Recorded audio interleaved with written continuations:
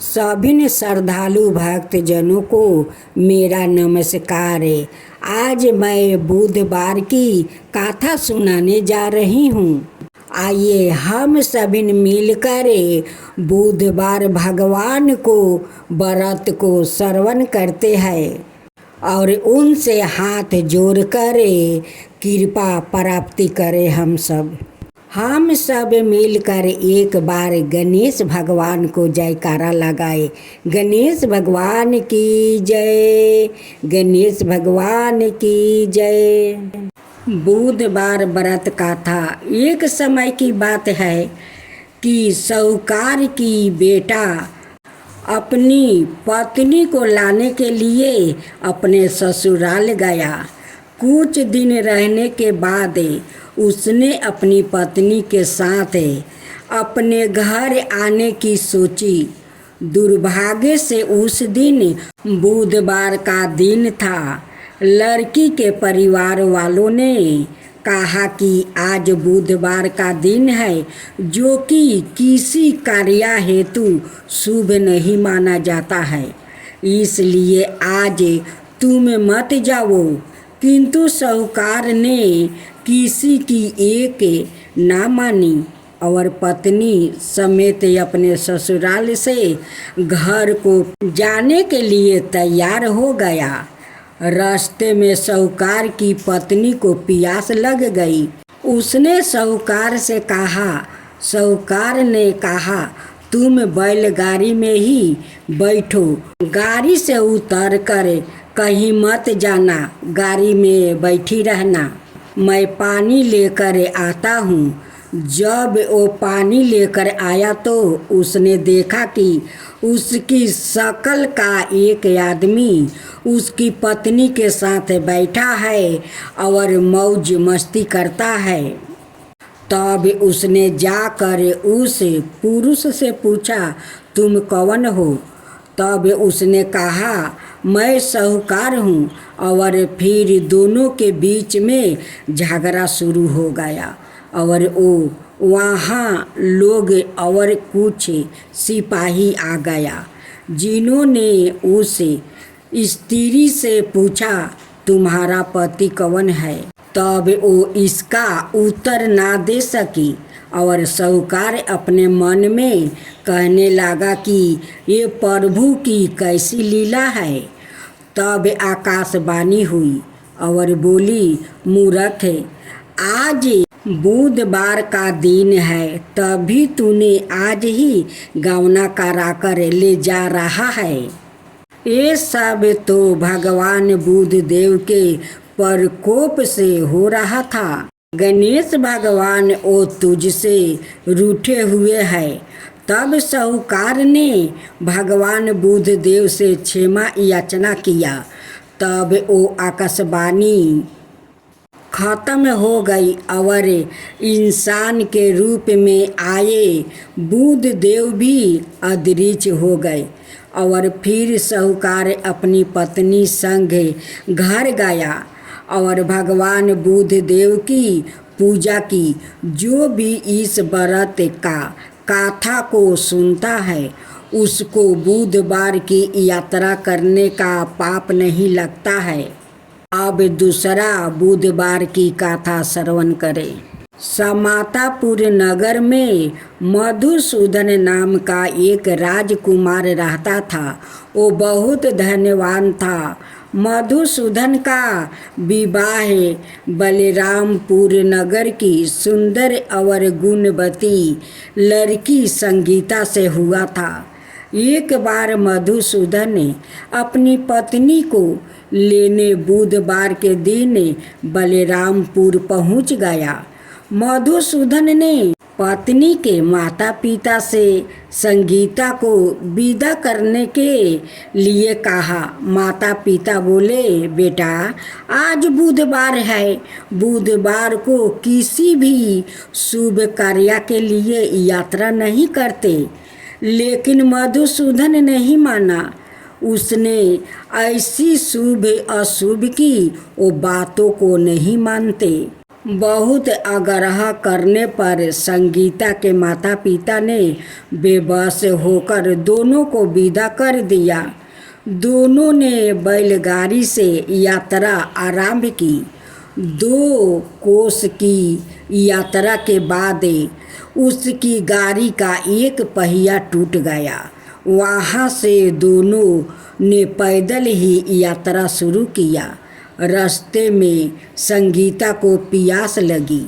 मधुसूदन उसे एक पेड़ के नीचे बैठाकर वो जल लेने चला गया और मधुसूदन ने अपने पत्नी को समझाया, इस वृक्ष के पास से कहीं मत जाना, मैं अभी गई अभी जल लेकर आया। थोड़ी देर बाद जब मधुसूदन कहीं से जल लेकर वापस आया तो वो बुरी तरह हैरान हो उठा, क्योंकि उसकी पत्नी के पास उसकी ही शकल सूरत का एक दूसरा वो राजकुमार बैठा था। संगीता भी मधुसूदन को देखकर हैरान रह गई। वो दोनों में कोई अंतर नहीं कर पाई। मधुसूदन ने उस राजकुमार से पूछा, तुम कौन हो और मेरी पत्नी के पास क्यों बैठे हो? मधुसूदन की बात सुनकर उस राजकुमार ने कहा, अरे भाई, ये मेरी पत्नी संगीता है। मैं अपनी पत्नी को ससुराल से विदा कराकर लाया हूँ, लेकिन तुम कौन हो जो मुझसे ऐसा प्रश्न कर रहे हो? मधुसूदन ने लगभग चीखते चिल्लाते हुए कहा, तुम जरूर कोई चोर या ठग हो। यह मेरी पत्नी संगीता है। मैं इसे पेड़ के नीचे बैठाकर जल लेने गया था। इस पर उस राजकुमार ने कहा, अरे भाई, झूठ तो तुम बोल रहे हो। संगीता को प्यास लगने पर जल लेने तो मैं गया था। मैंने तो जल लाकर अपनी पत्नी को पिला भी दिया है। अब तुम चुपचाप यहाँ से चलते बनो, नहीं तो किसी सिपाही को बुलवाकर तुम्हें पकड़वा दूंगा। दोनों एक दूसरे से लड़ने लगा। वो दोनों को लड़ते देख कर बहुत से लोग वहाँ इकट्ठा हो गया। नगर के कुछ सिपाही भी वहाँ आ गया। सिपाही उन दोनों को पकड़कर राजा के पास ले गया। सारी कहानी सुनकर राजा भी कोई निर्णय नहीं कर पाए। संगीता भी उन दोनों में से अपने वास्तविक पति को नहीं पहचान पा रही थी। राजा ने दोनों को कारागार में डाल देने के लिए कहा। राजा के फैसले पर असली मधुसूदन भयभीत हो उठा। तभी आकाशवाणी हुई, मधुसूदन, तूने संगीता के माता पिता की बात नहीं मानी और बुधवार के दिन अपने ससुराल से प्रस्ताव किया। यह सब भगवान बुद्धदेव के प्रकोप से हो रहा है। मधुसूदन ने भगवान बुद्धदेव से प्रार्थना की कि हे भगवान बुद्धदेव, मुझे क्षमा कर दीजिए। मुझसे बहुत बड़ी गलती हुई है। भविष्य में अब कभी बुधवार के दिन यात्रा नहीं करूँगा और सदाए बुधवार को आपका व्रत किया करूँगा। मधुसूदन के प्रार्थना करने से भगवान बुद्धदेव ने उसे क्षमा कर दिया। तभी दूसरा व्याकुल राजा के सामने से गायब हो गया। राजा और दूसरे लोग इस चमत्कार को देखकर हैरान हो गया। भगवान बुद्धदेव की इस अनुकंपा से राजा ने मधुसूदन और उसकी पत्नी को सम्मानपूर्वक विदा किया। कुछ दूर चलने पर रास्ते में उन्हें बैलगाड़ी भी मिल गई। बैलगाड़ी का टूटा हुआ पहिया भी वो ठीक हो गया। दोनों उसमें बैठकर समातापुर की ओर चल दिया। मधुसूदन और उसकी पत्नी संगीता दोनों बुधवार को व्रत करते हुए आनंद पूर्वक जीवन यापन करने लगा। भगवान बुद्ध देव की अनुकंपा से उनके घर में धन संपत्ति की वर्षा होने लगी। जल्दी ही उनके जीवन में खुशियाँ ही खुशियाँ भर गई। बुधवार का व्रत करने से स्त्री पुरुष के जीवन में सभी मनोकामना वो पूरी होती है और व्रत करने वाले को बुधवार के दिन किसी आवश्यक काम से यात्रा करने पर कोई कष्ट भी नहीं होता है। जय गणेश देवा, माता रखी पार्वती पिता महादेवा, एक दंत दयावंत चार भुजधारी, मस्तक सिंदूर सोहे मूस की सवारी। जय गणेश देवा, माता रखी पार्वती पिता महादेवा, अंधन को आँख देती कुड़ियन को काया, अंधन को आँख देती कुड़ियन को काया, बाजिन को पुत्र देते निर्धन को माया। जय गणेश देवा, माता रखी पार्वती पिता महादेवा, हार चढ़े फूल चढ़े और चढ़े मेवा, हार चढ़े फूल चढ़े और चढ़े मेवा, लड्डुअन का भोग लगे संत करे सेवा। जय गणेश देवा, दीनन की लाज रखो शुभ सुखी मारी, कामना को पूरा करो जग बलिहारी। दीनन की लाज रखो शुभ सुखी मारी, कामना को पूरा करो जग बलिहारी। जय गणेश देवा, माता रखी पार्वती पिता महादेवा। श्री गणपति जी की आरती। गणपति की सेवा मंगल मेवा, सेवा से साबे विघ्न टारे। गणपति की सेवा मंगल मेवा, सेवा से साबे विघ्न टारे।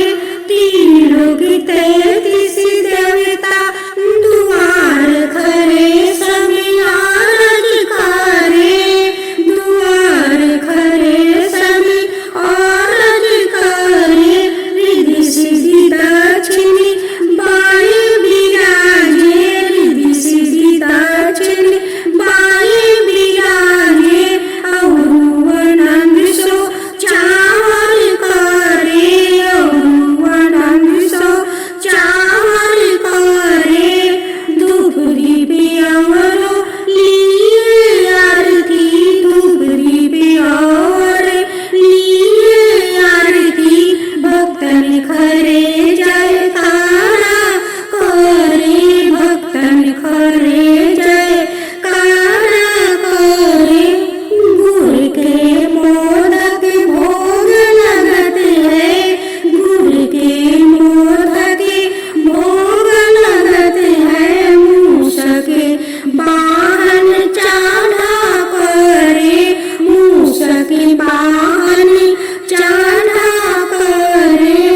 सोमिया रूप सेवा गणपति की, सोमिया रूप सेवा गणपति की। विघ्न भाग जा दूर परे है, विघ्न भाग जा दूर परे है। भादो मास और शुक्ल चतुर्थी, दिन दोपहर पूर परे है।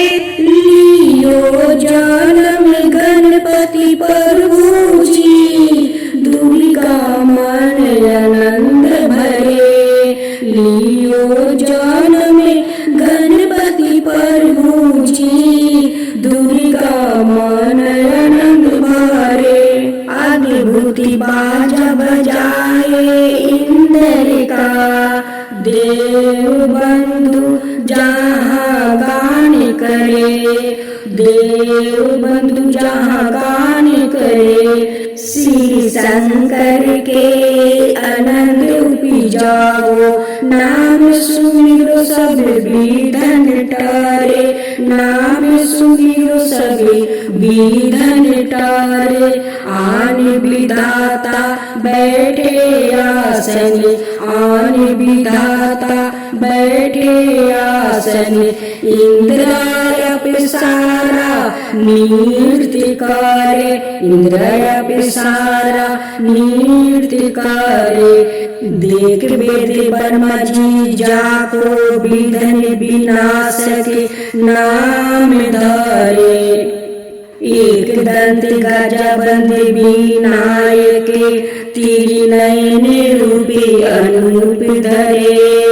एक दंत गजबंद विनायक, तीन नयन रूपी अनूप धरे। पग खम्भा सा उदर पुष्ट है, पग खम्भा सा उदर पुष्ट है। देखी चंद्रमा हर्षाए करे, देखी चंद्रमा हर्षाए करे। दे सरप श्री चंद्र देव को, दे सरप श्री चंद्र देव को। कलहीन ताते काल करे, कलहीन ताते काल करे। 14 लोक में फिरे गणपति, 3 भुवन में राज्य करे। 14 लोक में फिर गणपति, 3 भुवन में राज्य करे। ओम जय लक्ष्मी माता, मैया जय लक्ष्मी माता। तुमको निस दिन सेवते हरि विष्णु दाता। ओम लक्ष्मी माता, उमा राम ब्रह्मणी, तुम ही हो जग माता। सूर्य चंद्रमान धावते नारद ऋषि गाता। ओम जय लक्ष्मी माता। दुर्गा रूप निरंजनी, सुखी सनपति दाता। जो कोई तुमको धावते, ऋषि रिद्धि सिद्धि धन पाता। ओम जय लक्ष्मी माता। तुम्हें पाताल निवासिनी, तुम्हें ही सुविदाता। करम प्रभाव प्रकाशनी, भाव निधि की ताराता। ओम जय लक्ष्मी माता। जिस घर में तुम रहती, सब सद्गुण आता। सब संभव हो जाता, मन नहीं घबराता। ओम जय लक्ष्मी माता। तुम बिना ज्ञान न हो बेबस्तर ना कोई पाता। खाने पाने का भाव सब तुम से ही आता। ओम जय लक्ष्मी माता। सुबह गुने मंदिर सुंदर सिरोधानी जाता। रतन चतुर्दर्शन तुम बिना कोई नहीं पाता। ओम जय लक्ष्मी माता। श्री लक्ष्मी जी की आरती जो कोई जन गाता। उरे आनंद समाता, पाप उतर जाता। ओम जय लक्ष्मी माता। मैया जय लक्ष्मी माता।